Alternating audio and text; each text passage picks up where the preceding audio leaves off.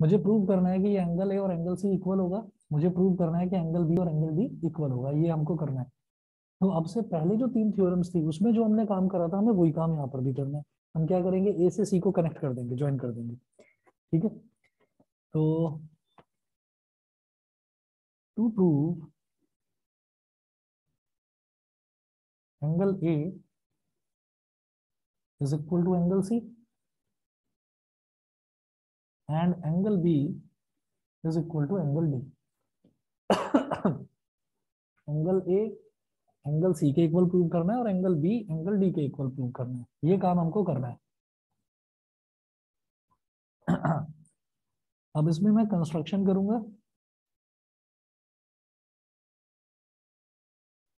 और मैंने आप लोगों को बताया भी था, अगर कोई भी बच्चा अब ऑफलाइन अगर आना चाहता है तो मैंने ऑफलाइन स्टार्ट कर दी है आज से क्लासेस। तो कोई भी अगर ऑफलाइन आना चाहता है तो आप आ सकते हैं। ठीक है, चलिए जी। तो अब कंस्ट्रक्शन में हम क्या करेंगे, ज्वाइन एसी,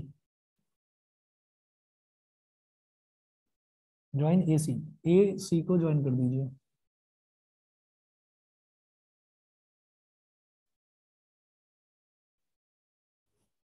ठीक है, और फिर वही काम करना है जो अब से पहले हम करते आए हैं, तीनों थ्योरम्स में वही करा है। हम इस ट्रायंगल और इस ट्रायंगल को कॉन्ग्रुएंट प्रूव करेंगे बस। ठीक है, वो करने से हमारा पर्पस सॉल्व हो जाएगा। देखिएगा क्या करना है कि इन ट्रायंगल, पहले कुछ भी नाम दे दो ट्रायंगल का, एडीसी और एबीसी बोल दो, लेकिन सीक्वेंस बाद में देखेंगे कि करेक्ट सीक्वेंस क्या होगा कॉन्ग्रुएंसी का। तो in triangle ADC, in triangle ADC and triangle ABC and triangle ABC, in triangle ADC and triangle ABC, यहाँ पर मैं ये कहूंगा कि क्योंकि ये पैरेललोग्राम है, पैरेललोग्राम में तो बेटा ये वाली लाइन और ये वाली लाइन पैरेलल हो गई। जब पैरेलल है तो ये ट्रांसवर्सल यहाँ ये एंगल बना रही है पैरेलल के साथ, और दूसरी तरफ ये एंगल बना रही है, तो ये एंगल और ये एंगल क्या हो गए, ऑल्टरनेट इंटीरियर एंगल्स। तो हम बोलेंगे एंगल, पहले मैं एडीसी लिख रहा हूं, तो ये वाला angle D C A is equal to angle B A C,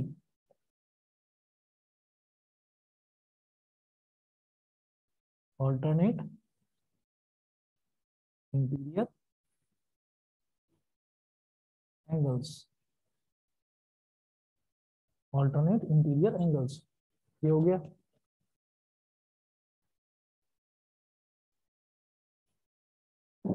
alternate interior angles, फिर मैं क्या कहूंगा, अब आप ये देखिएगा जब पैरेललोग्राम है तो एडी और बीसी ये दोनों भी इक्वल हैं, तो ये ट्रांसवर्सल हो गई। तो ये एडी के साथ क्या एंगल बना रही है इस तरफ, और इसी तरह से जो दूसरी पैरेलल लाइन ये एडी और ये बीसी, दूसरी पैरेलल लाइन बीसी के साथ ये ट्रांसवर्सल क्या एंगल बना रही है, ये वाला। तो ये एंगल और ये एंगल भी ऑल्टरनेट इंटीरियर एंगल्स इक्वल। तो angle D A C is equal to angle D A C is equal to angle B C A. इसको भी आप क्या बोलिएगा, ऑल्टरनेट इंटीरियर एंगल्स, ये भी ऑल्टरनेट इंटीरियर एंगल्स हो गए। फिर बेटा ये देखिए, ये जो बीच में साइड है ए सी, इसको मेंशन कीजिए, A C is equal to A C, A C is equal to A C, क्या हो गया कॉमन साइड। ये हमारे पास दो ट्राइंगल्स कॉन्ग्रुएंट हो गए। मैं क्या बोलूंगा, अब अगर मैं इस ट्राइंगल की बात करूं तो एंगल साइड एंगल, और इस ट्राइंगल की भी तो एंगल साइड एंगल। तो कौन सा क्राइटेरिया हो गया, यस है,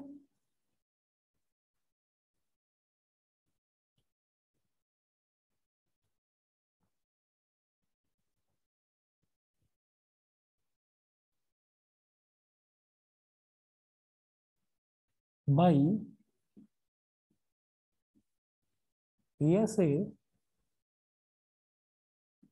congruence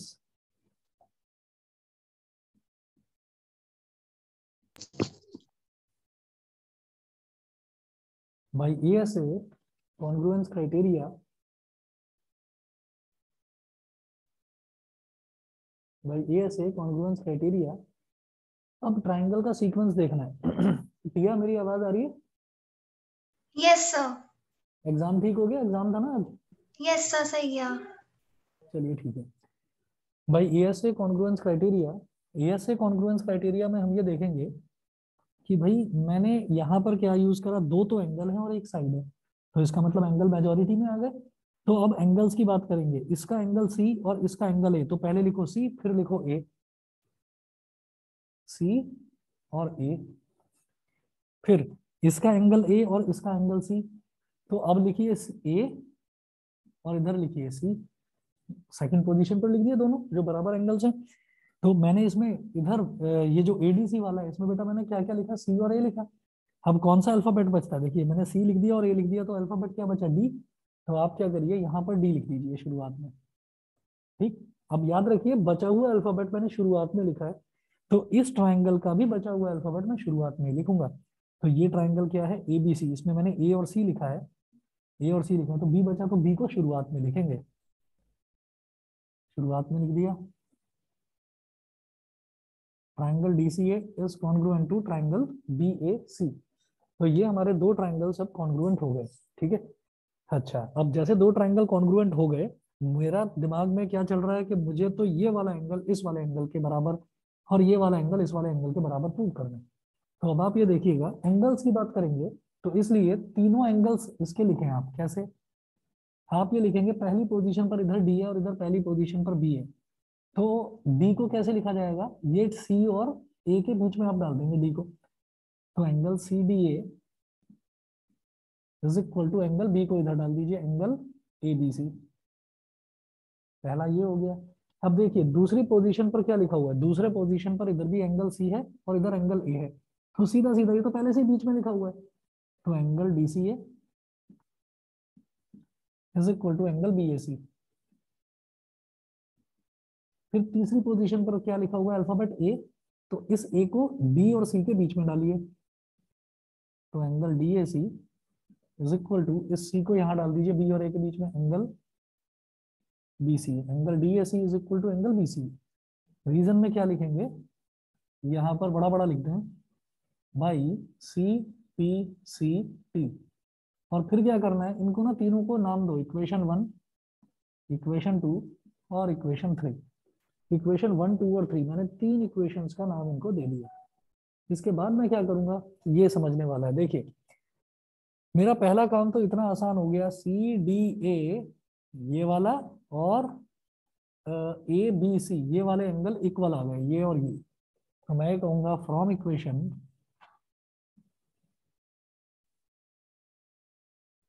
one angle C D A is equal to angle A B सी,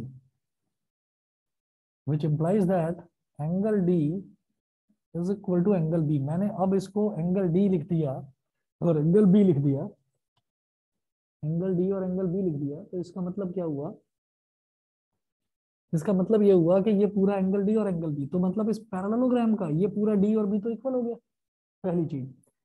अब क्या करेंगे, अब जैसे ये D C A is equal to B A C है,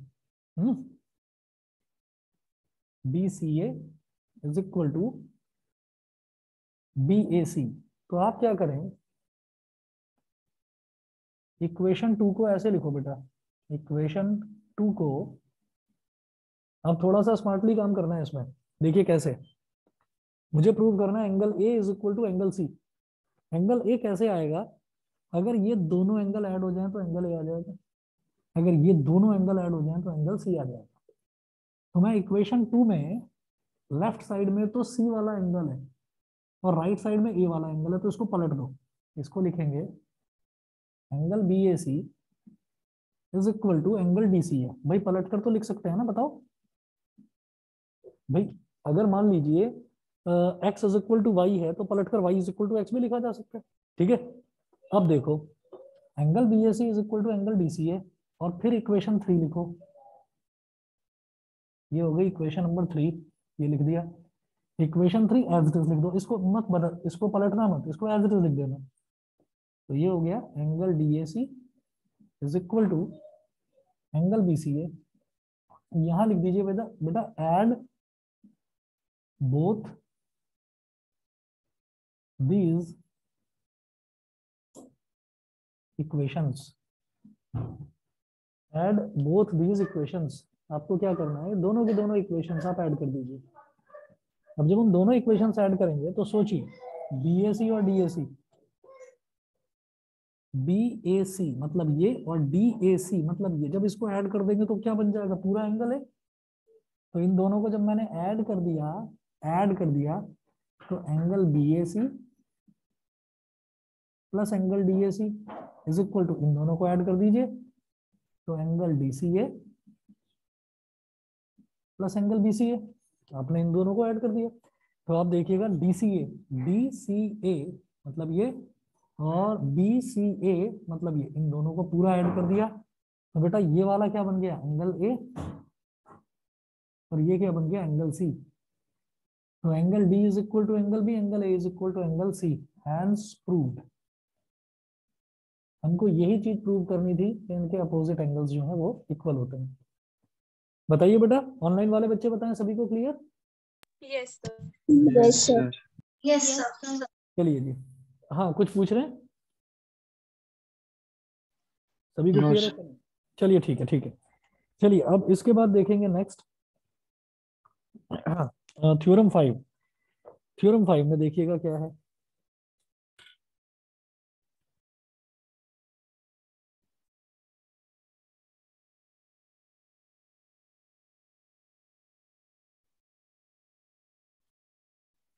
थ्योरम 5 में नोट करें, if in a quadrilateral each pair of opposite angles is equal then it is a parallelogram. If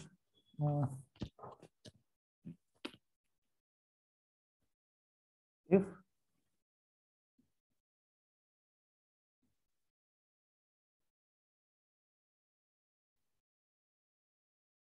if in a quadrilateral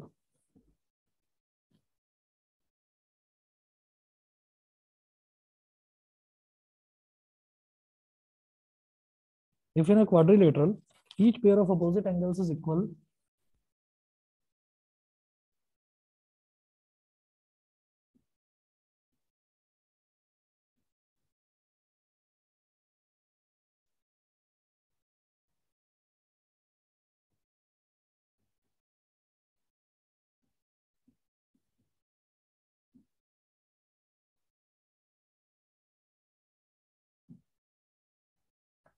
then it is a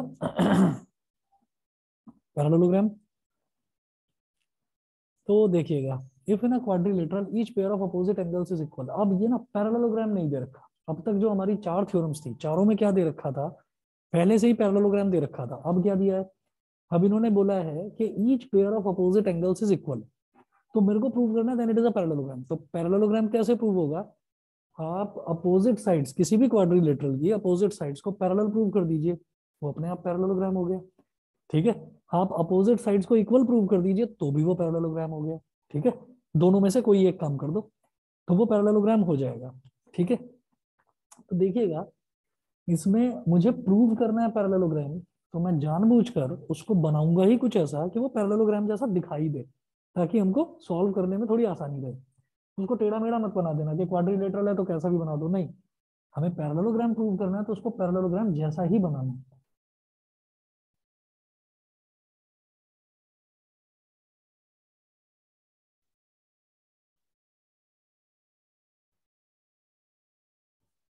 तो ए B C B, हमने इसको parallelogram जैसा बनाया, लेकिन दे तो रखा है क्वाड्रिलेटरल, तो हम क्या बोलेंगे, let A B C D be a quadrilateral to prove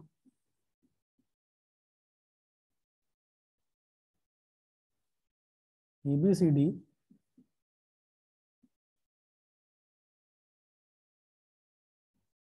to prove A B C D is a parallelogram. ये चीज हमको प्रूव करनी है।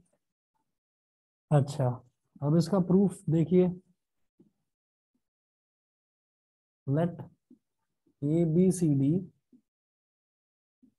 बी अ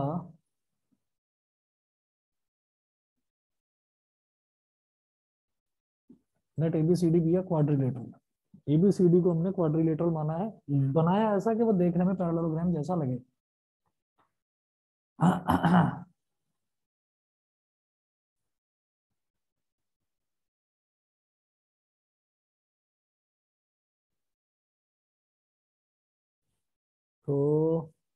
क्या करें?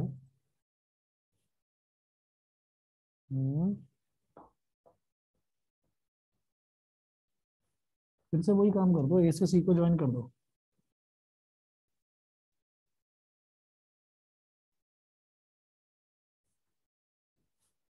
ए से सी को ज्वाइन कर दिया, लिखिएगा कंस्ट्रक्शन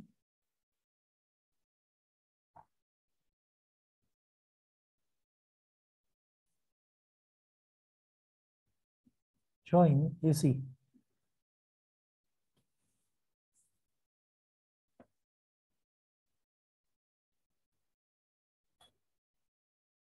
एक ये एंगल हो गया और एक ये एंगल हो गया, ये पूरा क्या बन जाएगा? Angle A. तो मैं कहूंगा angle D A C, angle D A C plus angle B A C, angle D A C plus angle B A सी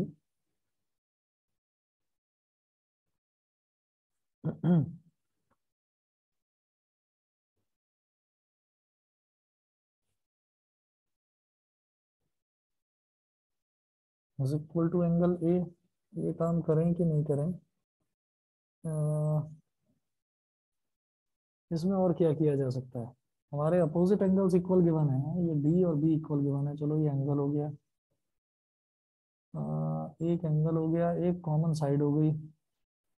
अगर इसको दो पार्ट्स में डिवाइड कर दिया तो भी हो जाएगा, लेकिन इससे बात बनेगी? हाँ, ये तो नहीं बना है। अच्छा, और अगर मान लो मैं इसमें ना कुछ डॉटेड लाइन बना रहा हूँ, आप मत बनाना। अगर मैंने इसको ज्वाइन कर दिया तो इसको ज्वाइन करने पर मैं इसको नहीं कर पाऊंगा ऐसे। तो मुझे पूरा एंगल डी पूरा एंगल बी यहाँ पर मिल रहा है, और इधर मिलेगा मुझे ये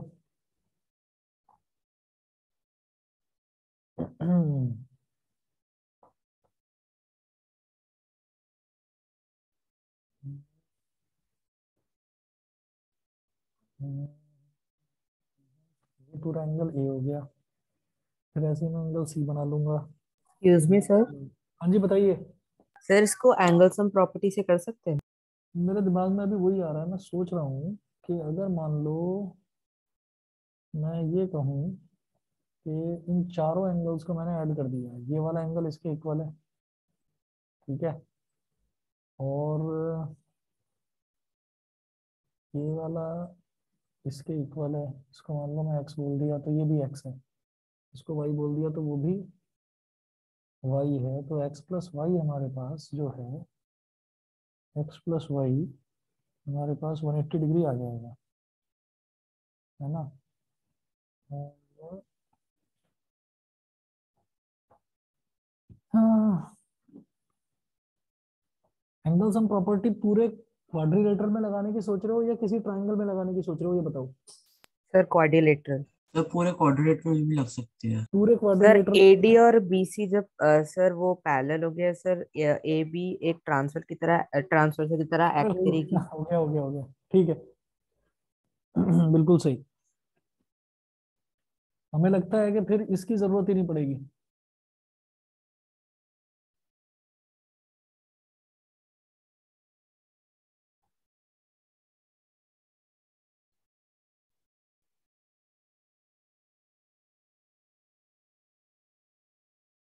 चलिए जी, इसमें ना ये देखिएगा कि हम ऐसा करेंगे, ये जैसे लिख लिया है ना कंस्ट्रक्शन, ये वाला पोर्शन काट दो, ठीक है। यहाँ पर लिखिएगा given given angle A is equal to angle C, given angle A is equal to angle C is equal to x. यहाँ लिख दीजिए से। मैंने ऐसा मान लिया कि जब दोनों इक्वल हैं तो इसको भी बोल दो एक्स है और इसको भी बोल दो एक्स है, ठीक है। And angle B is equal to angle D is equal to y. यहाँ पर लिखिएगा से कि ये वाला एंगल तो डबल आर्क लगाओ इधर, क्योंकि सिंगल आर्क में लगा चुका हूँ ऑलरेडी, इधर भी डबल आर्क लगाइए। तो ये वाला एंगल भी वाई और ये वाला एंगल भी वाई। तो अब ये हमारे एंगल्स जो हैं इस तरह से अपोजिट एंगल्स इक्वल दे रखे हैं। फिर आप क्या करें, बिल्कुल सिंपल तरीका है इसको प्रूव करने का, कि angle A plus angle B plus angle C plus angle D is equal to 360 degree. यहां लिखें एंगल सम प्रॉपर्टी, क्वाड्रिलेटरल में जो चारों एंगल होते हैं उन चारों एंगल्स का सम 360 डिग्री के बराबर होता है। तो ये हमारा एंगल सम प्रॉपर्टी हो गया। ठीक। अच्छा, अब ए बी सी डी की जो वैल्यूज हैं वो वैल्यूज डाल दो।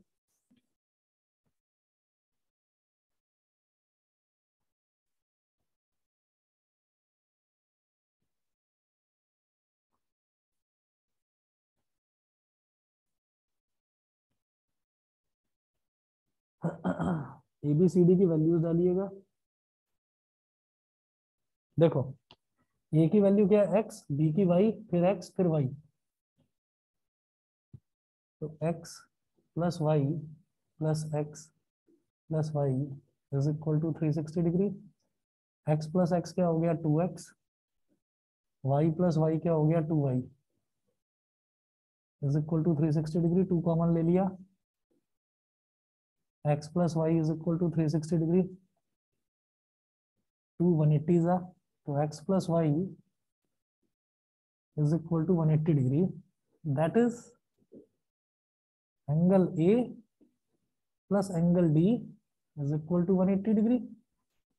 Angle A plus angle B is equal to 180 degree. Angle A plus angle D is equal to 180 degree. ये हो गया angle C plus angle D, और angle C plus angle D क्यों, angle C भी x है और D y है, तो फिर वही angle C plus angle D is equal to 180 degree. Since angle A and angle C are making a pair of co-interior angles,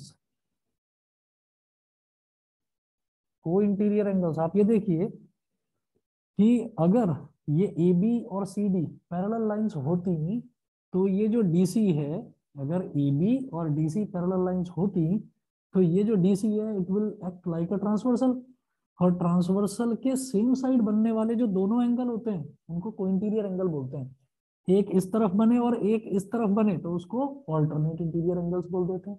ठीक है, तो जो दोनों सेम साइड पर बनने वाले एंगल कहलाते हैं को इंटीरियर एंगल, और ऑल्टरनेट तो इक्वल होते हैं लेकिन को इंटीरियर एंगल्स का सम 180 डिग्री के बराबर होता है।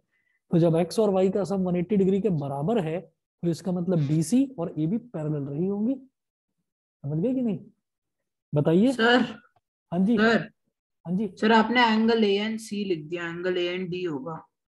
Sorry angle A and D, हाँ बिल्कुल सही, angle A and angle D, ये वाला। समझ गए मेरी बात की नहीं? Sir Yes. ठीक है, बाकी बच्चे बताएं भाई, यश, यशिका, विहान, Yes, विराज, sir. वेदांत, वंश, clear? Yes sir. ठीक है, yes sir. Okay. So they are making a pair of co-interior angles. So AB is parallel to BC. AB is parallel to DC. And इसी तरह से angle C and angle D, angle C and angle D, इन दोनों का सम भी 180 degree है। तो ये भी BC भी यहाँ जो है ट्रांसवर्सल की तरह एक्ट कर रही है, तो इसका मतलब AD और BC भी पैरेलल रहे होंगे। C and D are making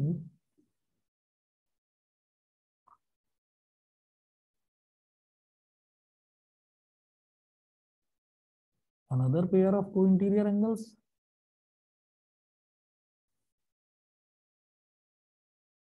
So AD is parallel to BC. AD is parallel to BC. Hence ABCD is a parallelogram.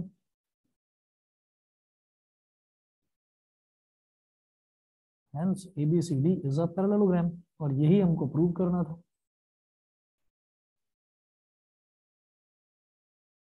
बताइए जी, समझ में आया कि नहीं?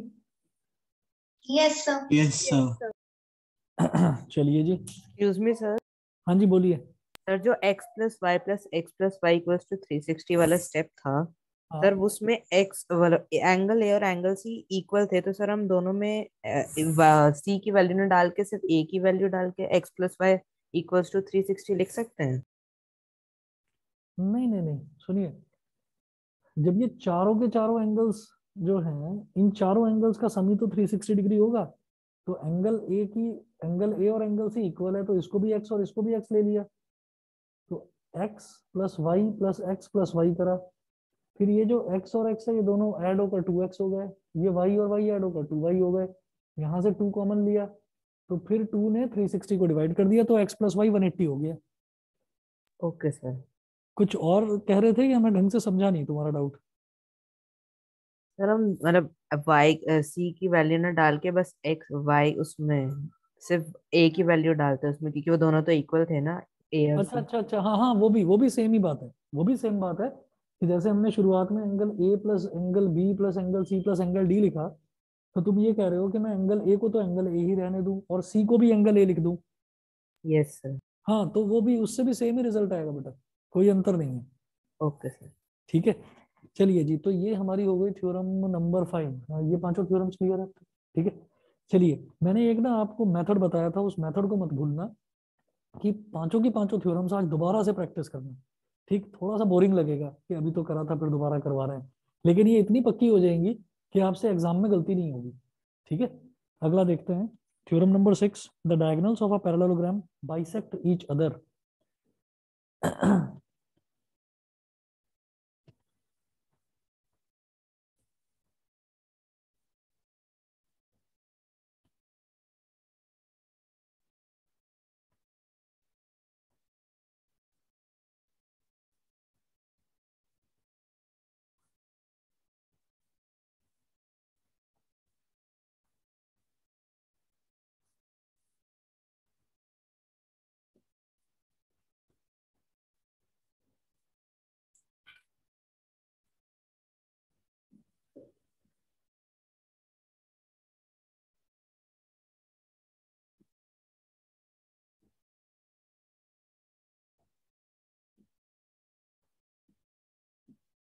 The diagonals of a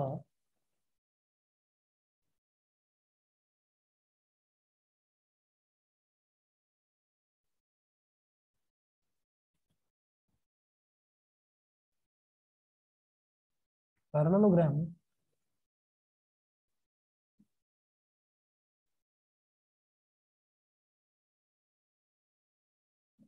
bisect each other, तो डायगोनल्स जो है पैरेललोग्राम के, वो एक दूसरे को बाइसेक्ट करते हैं, मुझे ये चीज प्रूव करनी है। देखिएगा कैसे करेंगे।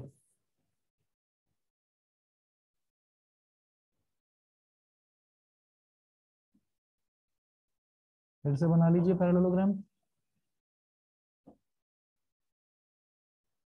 ए बी सी डी।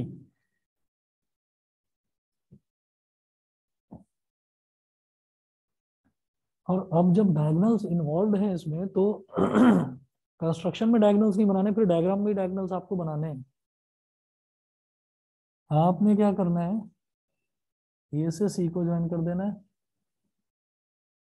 और फिर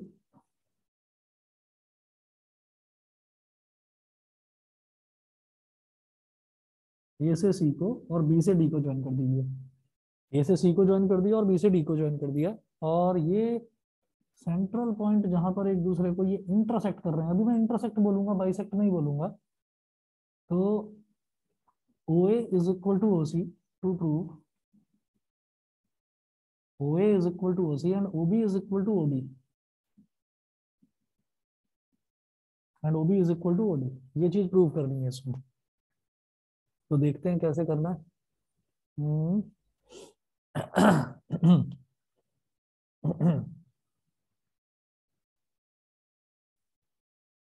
ठीक है, आप यहाँ पर क्या करें, ये दो ट्राइंगल्स ले लें, ये वाला और ये वाला।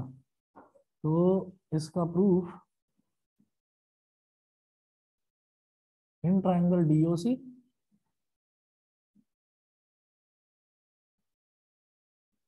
And triangle O B A, D O C and O B A. Sequence अपन बाद में देखते रहेंगे, कोई दिक्कत नहीं है। शुरुआत में मैंने एक को डीओसी और एक को ओबीए बोल दिया।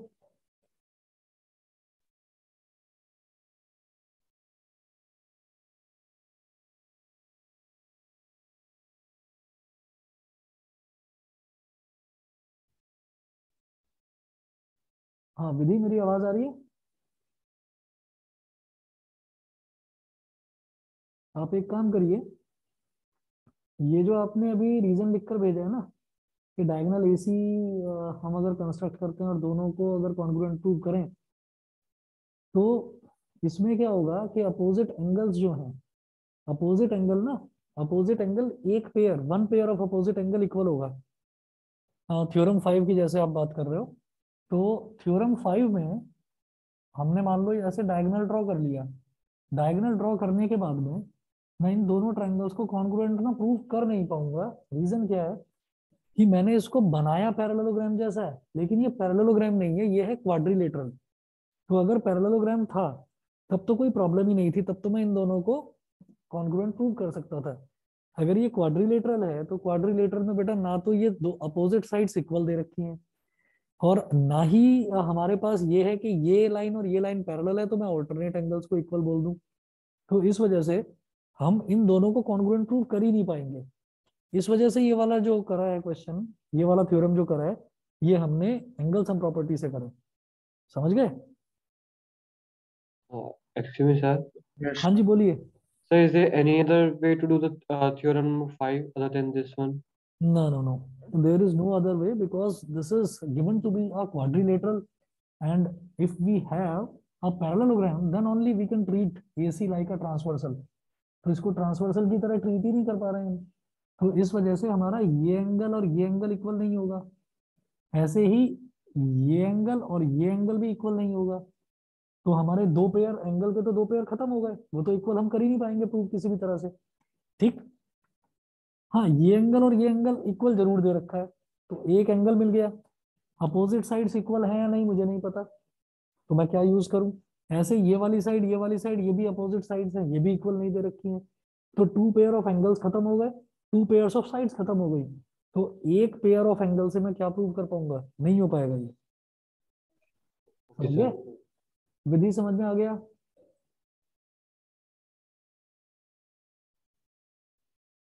चलिए ठीक है। अब देखिएगा, मैं बात करता हूं अब ट्रायंगल डीओसी की, सिर्फ ये वाला ट्रायंगल और ये वाला, इसकी और इसकी बात करेंगे, और आप 2 मिनट में समझ जाएंगे, ज्यादा मुश्किल नहीं होने वाला। देखिए, मैं ये कहूंगा कि ये वाला एंगल और ये वाला एंगल इक्वल, लिखिएगा angle O D C is equal to angle OBA.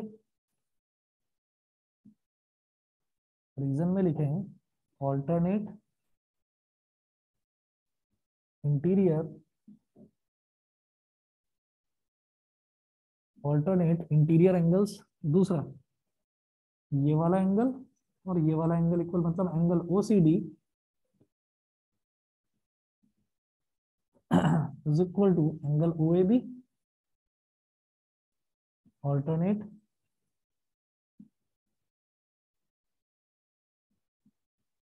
Interior angles.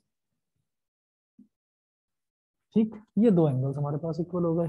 और भाई ये वाली साइड और ये वाली साइड इक्वल, क्योंकि क्या दे रखा है? डायगोनल्स ऑफ अ पैरेललोग्राम, पहले से ही दे रखा है कि ये पैरेललोग्राम है, तो पैरेललोग्राम की तो अपोजिट साइड्स इक्वल होती हैं।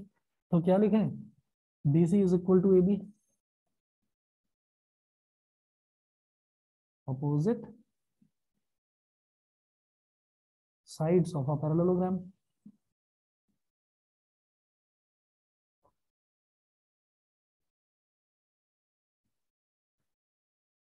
Opposite sides of a parallelogram.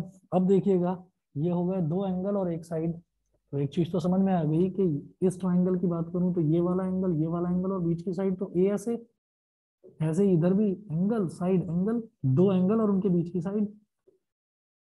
Sequence क्या लेंगे? मेजॉरिटी में क्या है? एंगल्स। तो पहले ये वाला एंगल लिखो, इस ट्रायंगल का एंगल डी और इसका बी। तो यहाँ पर आप लिखेंगे बाई ऐसे congruence criteria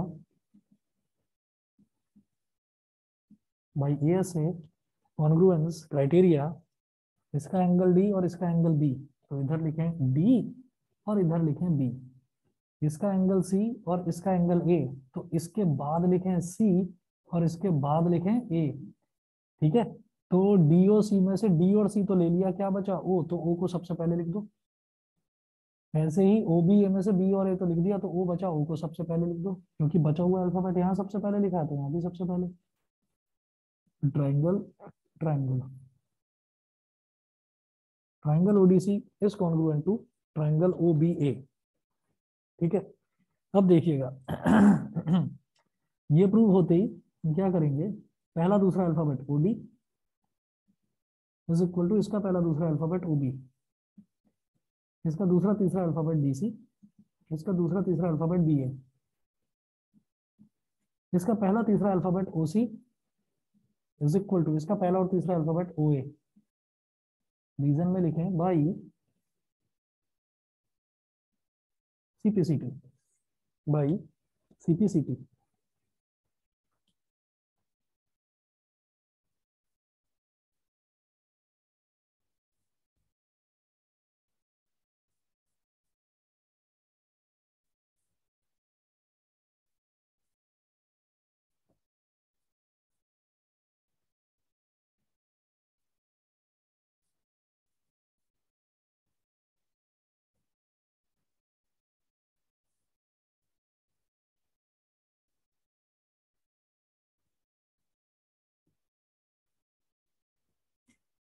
तो यहां पर आप ये देखिए OD is equal to OB है और फिर OC is equal to OA है, तो ये दोनों ले लीजिए।